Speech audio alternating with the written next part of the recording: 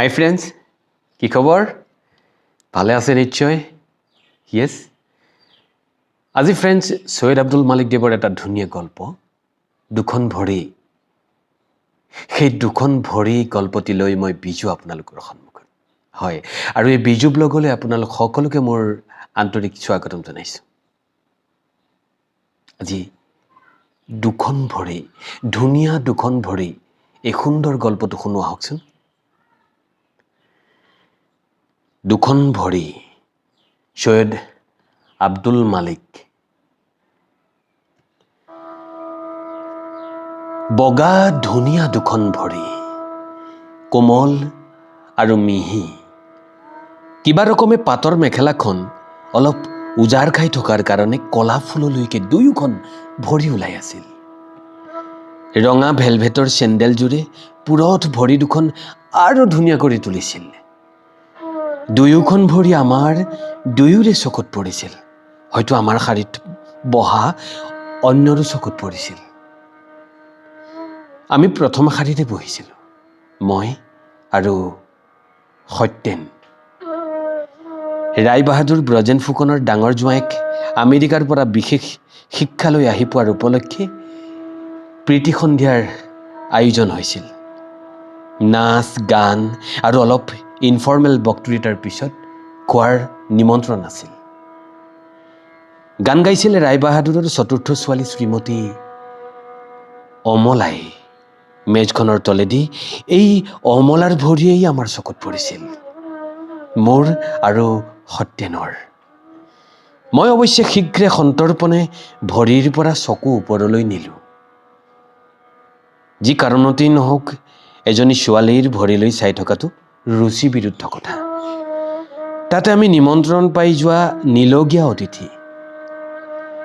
বহুতৰ কাৰণে ৰায় বাহাদুৰৰ নিচিনা নগৰৰ লেখৰ মুৰব্বী এজনৰ ঘৰলৈ এনে এটা উপলক্ষে নিমন্ত্ৰণ পোৱাটো এটা লেখত ল'বলগীয়া কথা। তাতোকৈ আকৰ্ষণীয় কথা, চিলিঙৰ লেডিকিনৰ পৰা BA পাছ কৰি দেউতাকৰ টকা আৰু ডাঙৰ ভিনীহেক তিনিজনৰ আলাসৰ লাডু হৈ থকা অমলাৰ অভ্যৰ্থনা আৰু গান। স্বীকাৰ কৰিছোঁ, অমলাই ভাল গান গায়, মাতটো মিঠা, সুৰৰ জ্ঞান আছে ভাল। আৰু স্বীকাৰ কৰিছোঁ, অমলা বৰ ৰূপহী ছোৱালী। অমলাৰ মুখলৈ এবাৰ চালে চকু তললৈ নমাই ভৰিলৈ নোচোৱাকৈ 3 ঘণ্টা থাকিব পাৰি। অৱশ্যে গান গাবৰ সময়ত মই যেতিয়া অমলাৰ মুখলৈ থৰ লাগি চাই আছিলোঁ, তেতিয়া সত্যেনে যদি অমলাৰ ভৰিলৈহে চাই আছিল, মই ক'ব নোৱাৰোঁ। এজনী ছোৱালীৰ মুখখনতকৈ ভৰি দুখন বেছি ধুনীয়া হ'ব পাৰে নে নোৱাৰে, সেই বিষয়ে নিৰ্ভুল মন্তব্য লং বিচৰ বিশ্বৰ সৌন্দৰ্য প্ৰতিযোগিতা পতা সৌন্দৰ্যৰ সমালোচকসকলেহে দিব পাৰিব। মাৰ্লিন ডায়েট্ৰিছৰ এই পৃথিৱী বিখ্যাত সুন্দৰী অভিনেত্ৰীৰ কথা বহুতে জানে। ভৰি দুখন হেনো 50 লাখ পাউণ্ড নে কিমানত ইনচিউৰ কৰা আছিল। অমলাৰ নামতো বাপেকে নিশ্চয় 25-30 হাজাৰৰ ইনচিউৰ কৰাই ৰখাটো স্বাভাৱিক কথা। কিন্তু অকল ভৰি দুখনৰ নহয়, ভৰি সমন্বিতে গোটেই মানুহজনীৰ। ৰাতি 11 বজাত আমি দুয়ো ৰায় বাহাদুৰ জোঁৱায়েক আৰু অমলাৰ পৰা বিদায় ল'লোঁ। অমলাৰ কথা বতৰাবোৰ আমাৰ ভালেই লাগিল। বাটতে সত্যেনক সুধিলোঁ, কেনে লাগিল অমলাক? সত্যেনে হয়তো অমলাৰ চিন্তাকে কৰি আহিছিল। ক'লে, ভৰি দুখন বৰ ধুনীয়া, ভাল ছোৱালী। সত্যেনৰ উত্তৰটো অলপ অস্বাভাৱিক যেন লাগিল। অৱশ্যে তেওঁ অলপ ভাবুক ধৰণৰ মানুহ, সদায় কম কথা কয়। তেওঁৰ নিশ্চয় এজনী ছোৱালীৰ বিষয়ে এনেকৈ কোৱাৰ কিবা যুক্তি আছে। মোৰ কৌতূহলক আৰু আগবাঢ়িবলৈ নিদি তাৰ পিছত সত্যেনে নিজেই ক'লে, আপুনি মন কৰিলেনে অমলাৰ ভৰি দুখন? বাস্তৱিকতে এজনী ছোৱালীৰ ভৰি ইমান ধুনীয়া থাকিব পাৰে বুলি মই ভবা নাছিলোঁ। অমলা ছোৱালীজনীয়েই ধুনীয়া, মই ক'লোঁ।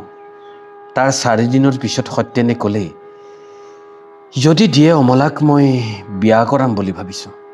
কথাষাৰ আছিল অপ্ৰত্যাশিত, কিন্তু সত্যেনৰ কথাত কোনো অস্বাভাৱিকতা নাছিল। ছোৱালীজনীৰ ভৰি দুখন ধুনীয়া। সেয়ে হ'লেতো বৰ ভাল কথা হয়। সঁচাকৈ কৈছেনে আপুনি? সদায় ভাবুক আৰু গহীন ধৰণৰ সতেনে এক প্ৰকাৰ উচ্ছ্বাসেৰে ক'লে, আপুনি বাৰু কথাটো ঠিক কৰি দিয়ক। সঁচাকৈ কৈছোঁ নে মিছাকৈ কৈছোঁ দেখিবই নহয়। আগে পিছে এনেধৰণৰ ঘটকালি কৰি পোৱা নাই। মোৰো ভালেই লাগিল। খবৰটো লৈ জানিলোঁ ৰায় বাহাদুৰে অমলাৰ কাৰণে ভাল পাত্ৰ বিচাৰিয়ে ফুৰিছে। আৰু আজি ১.৫ বছৰৰ আগতেই আহি সত্যেনে ইয়াত ওকালতি কৰিবলৈ আৰম্ভ কৰাৰ দিন ধৰি তেওঁক হাত কৰাৰ চেষ্টা কৰি আছে। আগবাঢ়িবলৈ সুবিধা পালোঁ। ৪ বছৰৰ আগতে মোৰ বিয়া হৈ গৈছিল। অৱশ্যে এনে আকস্মিকভাৱে নহয়। MSc পাছ কৰি কি কৰিম ভাবি থাকোঁতেই EAC কামটো পালোঁ। তাৰ ৬ মাহৰ পিছতে মোৰ বিয়া পাতি দিলে। আগৰ চিনাকি ছোৱালী আছিল। পূৰ্বৰাগ অনুৰাগৰ অনুশীলনৰ সময় সুযোগ নহ'ল। পিছে দাম্পত্য জীৱনটো ভালেই কাটিছে যেন লাগে।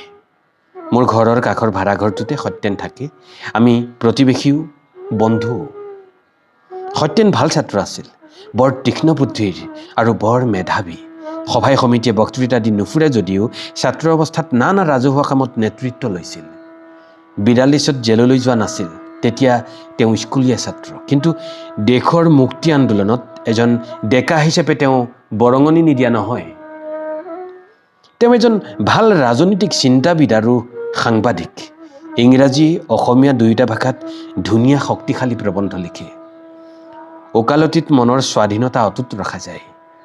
সত্যেনে লেখা পঢ়া প্ৰচুৰ কৰে আৰু সেইকাৰণেই হয়তো কথা কম কয়। দেখাই মেলাই সত্যেন ধুনীয়া ডেকা। আগেয়ে কেতিয়াবা কোনো ছোৱালীৰ প্ৰেমত পৰিছিল নে নাই এতিয়া জানিবলৈ বিচৰা অপ্ৰাসংগিক কথা। হয়তো পৰিছিল, কিন্তু কাকো যেতিয়া আজিলৈকে বিয়া কৰোৱা নাই সেইবোৰ কাহিনীক ভাল লগাৰ কাহিনী বুলি ধৰাই ভাল। হঠাৎ এটা সন্ধিয়া এজনী ছোৱালীৰ অলপ দেখা ভৰি দুখনে সত্যেনক হঠাৎ চঞ্চল কৰি তোলাৰ ব্যাখ্যা এটাই। সত্যেনে উপলব্ধি কৰিছে যে তেওঁৰ বিয়া কৰাবৰ সময় হ'ল। তাতে অমলাৰ ভৰি দুখন ধুনীয়া। এটা কথা মনত পৰিছে, আফজলে মই হাইস্কুলত একেলগে পঢ়িছিলোঁ। সি ক'ৰবাত পিছ পৰিল, পাহৰিলোঁ, বোধ কৰোঁ 8 মানলৈকে পঢ়িছিল। তাৰপিছত আমাৰ বহুত দিন দেখা দেখি হোৱা নাই। এদিন হঠাৎ তাক লগ পালোঁ ৰেলৰ এটা 2য় শ্ৰেণীৰ কোঠাত। মই আহিছিলোঁ গুৱাহাটীৰ পৰা আৰু সি আহিছিল কলিকতা হৈ হায়দৰাবাদ নে ক'ৰবাৰ পৰা। মাজৰ কোনোবা এটা ষ্টেচনত আৰু 2জনমান 2য় শ্ৰেণীৰ যাত্ৰী উঠিল। বেশে ভোষাই ভদ্ৰলোক। তেতিয়া চিটৰ ওপৰত ভৰি তুলি আফজল বহি আছে আৰু মোৰ লগত নানা সুখৰ দুখৰ কথা আলোচনা কৰিছে। নতুনকৈ উঠা যাত্ৰীকেইজনৰ ঠাইৰ অলপ নাটনি পৰিছে। এজন অলপ বয়সীয়া যাত্ৰীয়ে মাতত যথেষ্ট বিৰক্তিৰে ক'লে, হেৰি ভৰি দুখন বেঞ্চৰ পৰা নমাই বহকচোন। অৰ্থাৎ চিটটো লেতেৰা কৰিছা আৰু 2জনৰ ঠাই অধিকাৰ কৰি বহিছা। আফজলে এবাৰ মানুহজনৰ মুখলৈ আৰু এবাৰ নিজৰ ভৰি দুখনলৈ চালে। তাৰপিছত ভৰি দুখন অলপ কোচাই আনি মানুহজনক বহিবলৈ ঠাই কৰি দি ক'লে, বহক, ভৰি দুখন নমাবলৈ নক'ব। লাগিলে কওক মূৰটোকে নমাই ক'ৰবাত থওঁ। আমি দুয়ো আফজলৰ মুখলৈ চালোঁ। আপোনালোকৰ মূৰটোৰ মূল্য আছে, তাৰ বলতে ৰেলৰ 2nd ক্লাছত আহিব পাৰিছে। আপুনিওতো আহিছে, মানুহজনে ক'লে। হয় আহিছোঁ, পিছে মূৰটোৰ বলত নহয়। মূৰটোত মোৰ একো নাই, ভৰি দুখনৰ বলতহে খাই আছোঁ। কৌতূহলেৰে মানুহজনে সুধিলে, আপুনিনো কি কৰে? দাৰ্শনিকৰ দৰে আফজলে ক'লে, ফুটবল খেলোঁ, ভৰি দুখনেই মোৰ সমল। মানুহজনৰো হাঁহি উঠিল। কিন্তু আফজলৰ ভৰি আৰু অমলাৰ ভৰিৰ মাজত নিশ্চয় পাৰ্থক্য আছে। আফজলৰ ভৰি তাৰ নিজৰ বাবে মূল্যৱান, কিন্তু অমলাৰ ভৰিয়ে ডেকা উকিল সত্যেনৰ প্ৰাণত মাদকতা সানি গ'ল। পৰিবাৰৰ কথাটো ক'লত আনন্দ পালে। মই ঘৰত নাথাকোঁতে তেওঁ যদি তাৰ পিছত বাথৰুমত সোমাই নিজৰ ভৰি দুখন কিমান ধুনীয়া চাইছিল মই ক'ব নোৱাৰোঁ। মই বাট কাটি দিলোঁ। ৰায় বাহাদুৰ পুৰণি জালুৱাই জাল জালুকি ক'ত কেনেকৈ মাৰিব লাগে ভালকৈ জানে। ঘনাই সত্যেনে নিমন্ত্ৰণ পাবলৈ ধৰিলে, লগতে ময়ো। আমি নতুন নতুন গান শুনিলোঁ, নতুন নতুন কথাও শুনিলোঁ, আৰু চাহ ভাতৰো যথেষ্ট উদাৰ ব্যৱহাৰ কৰা হ'ল। অলপ দিনৰ ভিতৰতে যে সত্যেনে উকিল হিচাপে ভাল নাম কৰিছে ৰায়বাহাদুৰে জানে। আৰু অমলাও বোধ কৰোঁ সাগৰ সংগমত সাঁতুৰি অলপ ক্লান্ত হৈ পৰিছিল, উপকূলৰ আশ্ৰয় বিচাৰিছিল। আৰু সত্যেন নিৰ্ভৰযোগ্য উপকণ্ঠ। কথাটো জনাজনি হৈ গ'ল প্ৰায় সকলোতে। অৱশ্যে ৰায়বাহাদুৰৰ জীয়েক অমলাক সত্যেন উকিলে বিয়া কৰাব, সিমানেই ৰাষ্ট্ৰ হৈছিল। মাত্ৰ মই আৰু পৰিবাৰেহে জানিছিলোঁ যে সত্যেনক আকৰ্ষণ কৰিছিল অমলাৰ ধুনীয়া ভৰি দুখনে। পিছলৈ অৱশ্যে বিশেষকৈ পৰিবাৰৰ পৰামৰ্শত মই অলপ ফালৰি কাটিবলৈ ধৰিলোঁ। সত্যেনে আমনি পাব পাৰে, অৱশ্যে প্ৰতিদ্বন্দ্বী বুলি সন্দেহ নকৰে, আৰু অমলাইতো আমনি পাবই। মই লগত থাকিলে সত্যেনক বুজাত নিশ্চয় অসুবিধা হ'ব। দুয়োকো ভালকৈ বুজি পাবৰ কাৰণে অলপ নিবিড়ভাৱে লগ পোৱাৰ, কথা বতৰা হোৱাৰ সুযোগৰ প্ৰয়োজন। হয়তো মই অলপ লগ এৰা দিয়াত সত্যেনেও বেয়া নাপালে। কথা পাতি আছিলোঁ। সত্যেনে দেশৰ বৰ্তমান ৰাজনৈতিক পৰিস্থিতিৰ ওপৰত নিজৰ মন্তব্য দিছিল। ভাৰতবৰ্ষত প্ৰকৃততে সমাজবাদ প্ৰতিষ্ঠা হোৱা নাই, যিহেতু ইয়াত সমাজবাদী উৎপাদনৰ ব্যৱস্থা হোৱা নাই। ক্ৰমে বিদেশী বস্তুৰ আমদানি সংকুচিত কৰি দেশী বস্তুৰ প্ৰচলনৰ ব্যৱস্থা কৰা হৈছে। দেশী উৎপাদকসকলে স্বদেশী উৎপাদনৰ নামত নিজৰ টকা আৰু ৰাইজৰ টকা চৰকাৰৰ যোগেদি ধাৰ লৈ খটুৱাই উৎপাদন কৰিছে। লাভ ৰাইজলৈ অহা নাই, গৈছে উৎপাদকৰ ব্যক্তিগত পুঁজিলৈ। বিদেশী কেপিটেলৰ ঠাইত দেশীয় কেপিটেল খটুৱাই সমাজবাদ নহয়, হ'ব নোৱাৰে। বস্তুৰ দাম দিনক দিনে বাঢ়িছে, কাৰণ উৎপাদকৰ প্ৰফিট মটিভ আছে। উৎপাদনৰ প্ৰধান প্ৰেৰণা সমাজবাদ প্ৰতিষ্ঠা নহয়।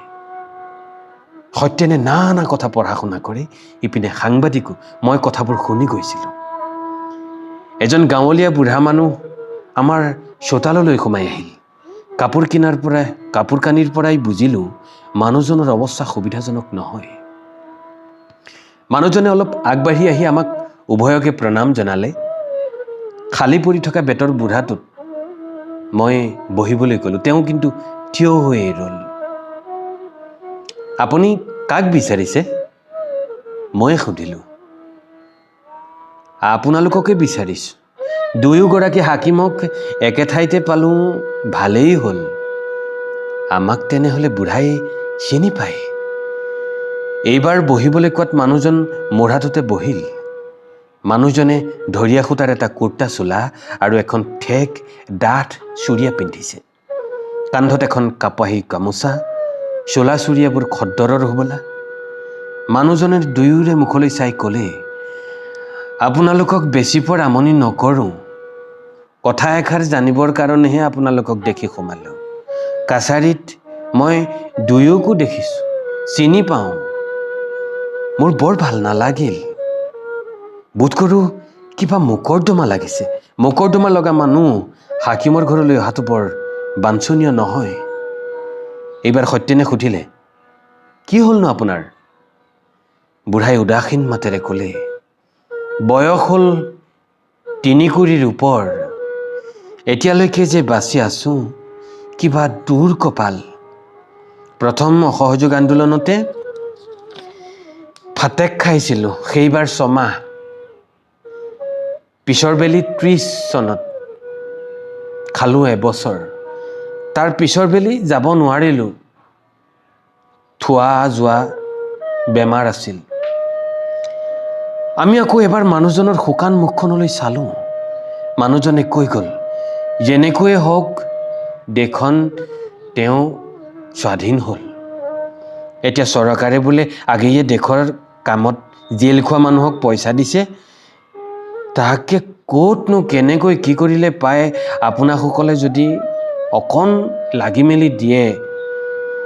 একো নাই, বৰ দুখীয়া হ'লোঁ। ঘৰৰ কাম কৰিবৰ সময়ছোৱাত দেশ আৰু ৰাইজৰ কাম কৰিলোঁ। যিকণ পাৰোঁ দেশ আৰু ৰাইজৰ কাৰণেহে কৰিলোঁ। এতিয়া আৰু দেহাই নাটানে, ইপিনে চলিবৰো উপায় নাই। নহ'লে দেশৰ কাৰণে কাম কৰি পইচা নিবিচাৰিলোহেঁতেন। আমাৰ চকুত বুঢ়াৰ প্ৰতি শ্ৰদ্ধা নামি আহিলে। 200 টকা দি দেশপ্ৰেমৰ প্ৰতি সন্মান দৰ্শোৱা নহয়, দেশপ্ৰেমক অপমান কৰা হয়। দেশৰ কাৰণে ত্যাগ স্বীকাৰ কৰা, কষ্ট ভোগ কৰা গৌৰৱৰ কথা। কিন্তু সেই ত্যাগে যাক সৰ্বশান্ত কৰিলে, দৰিদ্ৰ কৰিলে, সি আজি সামান্য ক্ষতিপূৰণেৰে নিজক সন্তুষ্ট কৰিবলগীয়াত পৰিছে। স্বাধীন ভাৰতৰ দুৰ্ভাগ্য। বুঢ়াই ক'লে, বৰদলৈৰ একেলগে জেল খাইছিলোঁ, বৰদলৈৰে একেলগে জেল খাইছিলোঁ। আৰু কতই খাইছিল, কতৰ ভেটি মাটি ওচন হ'ল। ইয়াৰ ৰায় বাহাদুৰ ব্ৰজেন ফুকনক কিজানি আপোনালোকে চিনি পায়? পাওঁতো, তেওঁ জেল খাইছিল নেকি? শুকান খোলা মুখখনেৰে মানুহজনে আমালৈ চাই হাঁহিলে। জেল খালে ৰায় বাহাদুৰ হ'লহেঁতেন কেনেকৈ? তেওঁ আজি লাখ টকাৰ মালিক, পুতেক জোঁৱায়েক সকলো ডাঙৰ মানুহ, চৰকাৰৰ খৰচতে আমেৰিকাত পঢ়ুৱাইছে। পিছে আপোনালোকে কিজানি নাজানে তেওঁ যে কি মানুহ আছিল, আমিহে জানো। কৌতূহলেৰে আমি বুঢ়াৰ কথাত মনোযোগ দিলোঁ। 30 চনত হ'বলা, আমি মদৰ দোকানত পিকেটিং কৰিছিলোঁ। মই মহললৈ সোমোৱা বাটতে, নহয়, তাত আছিল জয়কান্ত, মই আছিলোঁ কাছাৰী ঘৰৰ গেটত। হৰতাল হৈছিল। উকিল হাকিমসকল আমি পিকেটিং কৰা দেখি ঘৰা-ঘৰি গুচি গৈছিল। ব্ৰজেন ফুকন তেতিয়া সৰু হাকিম। তেওঁ পিছে আমালৈ ভ্ৰক্ষেপকে নকৰিলে। আমাৰ ভলণ্টিয়াৰবিলাকে খুব চিঞৰিছে, ব্ৰিটিছৰ অফিচত নোসোমাব, স্বাধীনতাৰ কাৰণে কিছু ত্যাগ কৰক, আজি কোনো কামলৈ নাযাব। আমাৰ কথা শুনি প্ৰায় সকলো আঁতৰি গ'ল। কিন্তু হাকিম ব্ৰজেন ফুকনে কাৰো হকা-বধালৈ কাণসাৰ নিদিলে। মই গেটত দীঘল দি পৰি আছিলোঁ। তেওঁ মোৰ গা দেই যাব খুজিলে। মই দুয়ো হাতে তেওঁৰ ভৰিত দুখন সাবটি ধৰিলোঁ। আজিলৈ নালাগে যাব ছাৰ, কোনো যোৱা নাই। কিন্তু ফুকনে মোৰ কথালৈ কাণ নিদিলে। মোক গৌৰ মাৰি বুকুৰ ওপৰতে এখন ভৰি দি জাঁপ মাৰি পাৰ হৈ গ'ল ব্ৰিটিছৰ গোলামী কৰিবলৈ। সেইদিনা আৰু কোনো মানুহ কাছাৰীলৈ সোমোৱা নাছিল। বুঢ়া অলপ ৰ'ল। মই চাকৰি ল'ৰাটোক মাতি তেওঁক চাহ দিবলৈ ক'লোঁ। চাহখিনি খাই উঠি বুঢ়াই ক'লে, আপোনালোকক আমনিহে কৰিলোঁ, বেয়া নাপাব। আজি এবছৰমান অহা যোৱা কৰিছোঁ, দৰখাস্তও দিলোঁ, পিছে দেখোন একো খবৰেই নাই। কাৰোবাক বোলে খাটনি ধৰিব লাগে। আপোনালোকে যদি কিবা উপায় বুদ্ধি দিলেহেঁতেন, আৰুনো বাচিম কেইদিন। কেনেকৈ কি কৰিব লাগিব বুঢ়াক কৈ আমি বিদায় দিলোঁ। সন্ধিয়া নামি আহিল। অন্য দিনাৰ দৰে আমি দুয়ো ফুৰিবলৈ ওলাই গ'লোঁ। বুঢ়াৰ কথাখিনিয়ে যেন সত্যেনক অলপ বিমৰ্ষ কৰি পেলাইছিল। বাটত বেছি কথা তেওঁ আৰু নাপাতিলে, মাত্ৰ সাধাৰণভাৱে ক'লে, স্বাধীন ভাৰতত এজন দেশকৰ্মীক এইদৰে মগনীয়া কৰা মানে স্বাধীনতাক অপমান কৰা। এটা উচ্ছন্ন যোৱা পৰিয়ালক 100 বা 200 টকাৰে সংস্থাপন কৰা নাযায়। দেশৰ সমগ্ৰ অৰ্থনৈতিক পৰিৱেশটোৰ আমূল পৰিৱৰ্তন কৰিব নোৱাৰিলে বাছি বাছি কেইজনমান পলিটিকেল চাফাৰাৰক 2 পইচা দিয়া অৰ্থহীন কথা।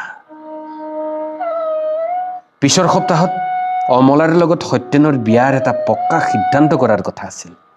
শনিবাৰ বা দেওবাৰে আঙুঠি পিন্ধোৱাৰ কথা। ৰাতি আমি শুবলৈ ধৰিছিলোঁ। সত্যেনে আহি মাত লগালেহি। শুলে নেকি? নাই শুৱা, ৰ'ব গৈছোঁ। ভিতৰৰ পৰাই মাত লগাই ওলাই আহিলোঁ। বেচেৰা ডেকা মানুহ শুভ অনুষ্ঠানটোৰ কথা চিন্তা কৰি অলপ অধৈৰ্য হৈছে। নহ'লে ৰাতিখন কিয় মাতিবহি? দুয়ো পৰ্টিকতে বহিলোঁ। সত্যেনৰ মুখখনত দেখিলোঁ এটা উদ্বিগ্নতা। কিবা কথা আছিল। বিশেষ একো কথা নহয়। আপুনি এটা কাম কৰিব লাগিব। কাইলৈ পুৱাতে কৰিব লাগিব কিন্তু। কি কামনো? আঙঠি জানো সোণাৰীৰ ঘৰৰ পৰা অনা নাই? আঙঠি অনাৰ আৰু দৰকাৰ নহ'ব। গম্ভীৰ হৈ সত্যেনে ক'লে। মই ৰহস্য অনুভৱ কৰিলোঁ। কিয়? এই বিয়া নহ'ব। কথাষাৰত মই এটা অপ্ৰত্যাশিত আঘাত পালোঁ। কিন্তু কিয়? মোৰ উদ্বিগ্নতা বাঢ়িছিল। কাৰণ কি? গম্ভীৰভাৱে সত্যেনে ক'লে, দুখন ভৰি। ৰাতি দুপৰত কি ধেমালি আৰম্ভ কৰিছে সত্যেনে? আপোনাৰ কথা মই বুজা নাই সঁচাকৈ। আত্মস্থভাৱে সত্যেনে লাহে লাহে ক'লে, আপুনিও দেখিছে অমলাৰ ভৰি দুখন ধুনীয়া দেখি মোৰ ভাল লাগিল। কিন্তু অমলাৰ দেউতাক ৰায় বাহাদুৰৰ ভৰি দুখনৰ কথা আপুনি ভাবি চাইছেনে? মই হতভম্ব হৈ গ'লোঁ। ৰায় বাহাদুৰৰ ভৰিৰ কথা ভাবিবলগীয়া হ'ল। সত্যেনে কৈ গ'ল, বুঢ়াজনে কোৱা কথাখিনি মোৰ মনৰ পৰা যোৱা নাই। যি দুখন ভৰি এজন দেশপ্ৰেমিক সত্যাগ্ৰহীক বুকুত গুৰিয়াই গোলামীৰ কাৰণে জঁপিয়াই যাব পাৰে, সেই দুখন ভৰি শহুৰৰ ভৰি বুলি মই সেৱা বা প্ৰণাম কৰিব নোৱাৰিম। তাতকৈ সেইদিনা বুঢ়াজনৰ ভৰি দুখনত মূৰ থৈ মই পৰি থাকিবলৈ একো বেয়া নাপাম। তেওঁ সেই ভৰিৰে খোজকাঢ়ি আমাৰ স্বাধীনতাৰ কাৰণে জেললৈ গৈছিল আৰু ৰায় বাহাদুৰে তেওঁৰ ভৰিৰে তেনে সত্যাগ্ৰহীৰ বুকুতে গচকি গৈছিল। অলপ পৰ সত্যেনে মনে মনে থাকিল। মই তেওঁৰ মুখলৈ চালোঁ। হাঁহিবৰ অলপ চেষ্টা কৰি সত্যেনে অনুশোচনাৰ ক্ষীণ সুৰ এটা মাতত সানি ক'লে, অমলাৰ ভৰি দুখন অৱশ্যে ধুনীয়াই আছিল, নহয় জানো? কিন্তু অমলাৰ দেউতাক ৰায় বাহাদুৰৰ কদাকাৰ ভৰি দুখনৰ কথা আকৌ এবাৰ উল্লেখ কৰাৰ প্ৰয়োজন মই নেদেখিলোঁ। সেই দুখন জানো ভৰি? ইতিমধ্যে গল্পটি শেষ হৈছে ফ্ৰেণ্ডছ, আৰু সকলোকে মই ভিডিঅ'টি শেষলৈকে চোৱাৰ বাবে ধন্যবাদ জনাইছোঁ। আৰু ফ্ৰেণ্ডছ, কোনোৱে যদি এই বিজু ব্লগ চেনেলটো ছাবস্ক্ৰাইব কৰা নাই, প্লিজ চেনেলটো ছাবস্ক্ৰাইব কৰি লওক আৰু ছাবস্ক্ৰাইবৰ লগত থকা বেল আইকনটো টিপি লওক, যাতে বিজু ব্লগৰ প্ৰতিটো ভিডিঅ' দিয়াৰ লগে লগে আপোনালোকে উপভোগ কৰিবলৈ পায়। আৰু প্ৰতিটো ভিডিঅ' ফ্ৰেণ্ডছ, আপোনালোকে বিজু ব্লগৰ প্ৰতিটো ভিডিঅ' আৰম্ভণিৰ পৰা শেষলৈকে চাব। প্ৰতিটো ভিডিঅ'ৰ মনোৰঞ্জন ল'ব ফ্ৰেণ্ডছ। বৰ্তমান কৰোণাৰ কাৰণে ঘৰতে থাকিবলগীয়া হোৱাৰ বাবে অকল গল্প আৰু কবিতাৰ ধাৰাবাহিকতা চলি আছে, কিন্তু খুব সোনকালেই আপোনালোকে বিজু ব্লগত ব্লগ চাবলৈ পাব। প্ৰস্তুতি চলি আছে, হয় ফ্ৰেণ্ডছ। প্লিজ প্লিজ প্লিজ চেনেলটো ছাবস্ক্ৰাইব কৰি লওক আৰু প্ৰতিটো ভিডিঅ' সম্পূৰ্ণকৈ চাব। কেনে পালে কমেণ্ট কৰিব। আকৌ এনেদৰেই এটা ভাল ভিডিঅ' লৈ আকৌ আহি আছোঁ। লগ পাম। আজিলৈ বাই বাই।